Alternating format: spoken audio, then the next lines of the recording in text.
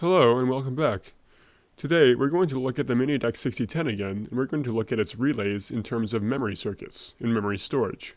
There are a few different ways, but today we're going to look at three main ways of storing bits of information in the MINIDAC 6010.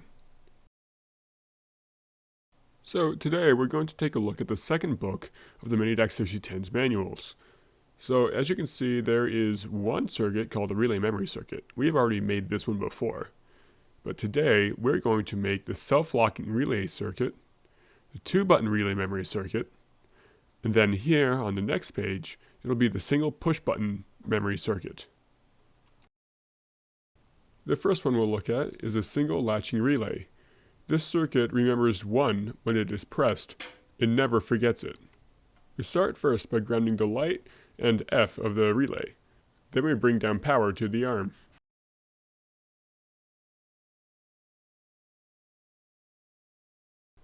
Next, we bring down power to the switch arm, and then we connect a switch up to C of the relay.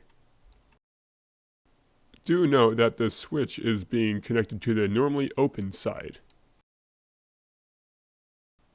Lastly, we connect the lamp and C to the normally open side of the relay.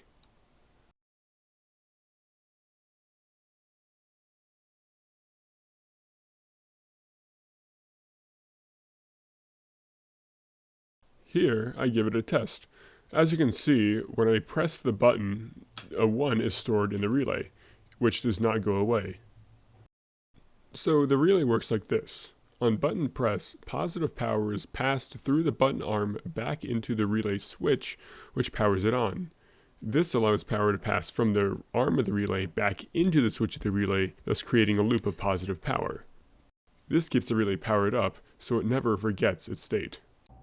Let's take a look at the dual input flip-flop.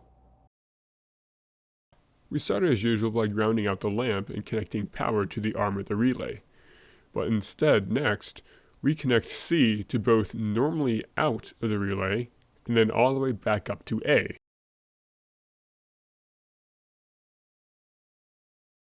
I'm using the common pins here so I can access more pins out of just one switch.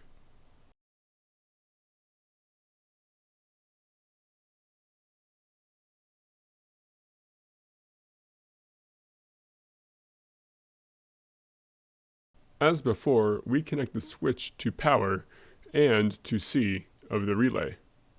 Again, note that this switch is connected to the normally open side of the push button. Remember how we haven't grounded out F yet? That's because this side of the relay needs to be grounded out using another switch. Here, you can see that I'm wiring up this switch to ground and to F of that relay. So we give this circuit a test, and when we press the first button, a 1 is stored and it is held. When I press the second button, a 0 is stored and it is also held.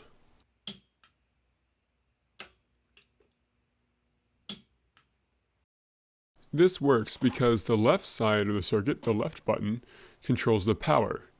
When pressed, the normally open switch is closed, providing power to the relay to switch on.